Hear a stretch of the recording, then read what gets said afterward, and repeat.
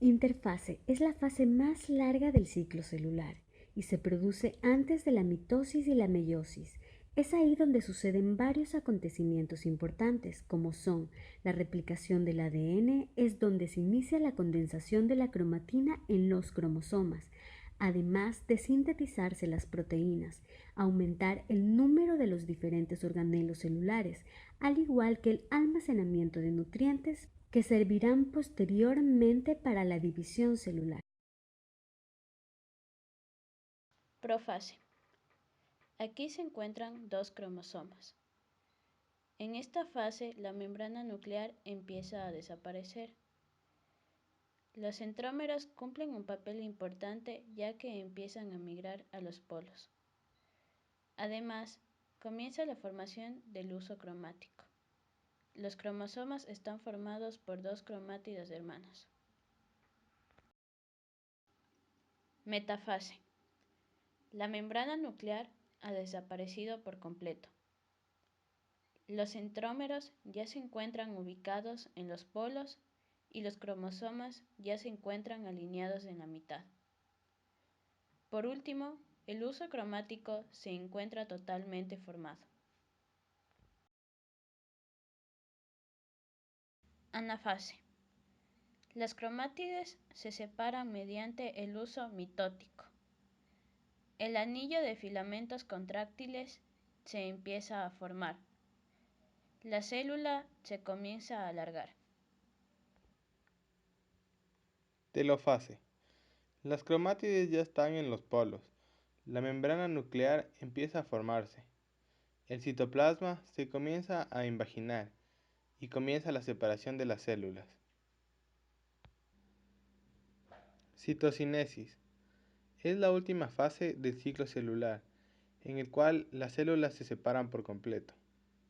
Las membranas nucleares están formadas en su totalidad. Cabe recalcar que las células resultantes tienen la misma información genética que la célula original. Meiosis. La meiosis es una forma de reproducción celular que se realiza para la producción de células sexuales, en la cual se parte de una célula diploide para formar 4 células haploides.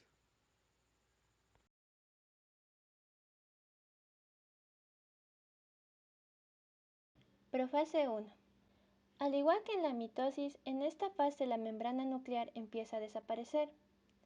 Los centrómeros comienzan a migrar a los polos y también empieza la formación del uso cromático.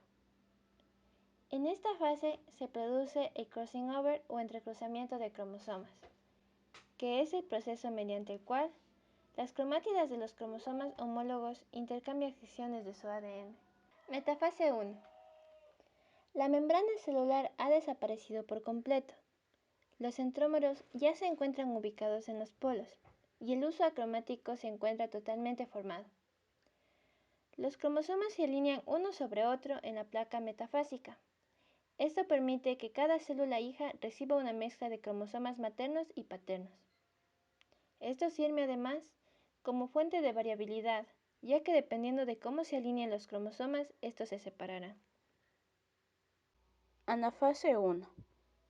Se separan los cromosomas migrando hacia los polos respectivos. En este momento, se podría decir que se pasó de tener una célula diploide a dos células hijas haploides. Telofase 1.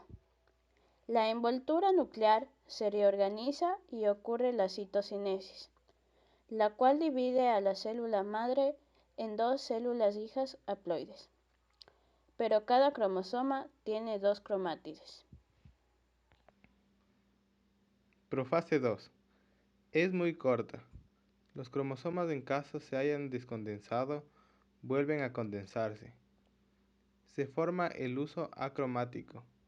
La envoltura nuclear se fragmenta, siendo los cromosomas accesibles al citoesqueleto. Metafase 2. Durante esta etapa, los cromosomas se alinean en la placa ecuatorial.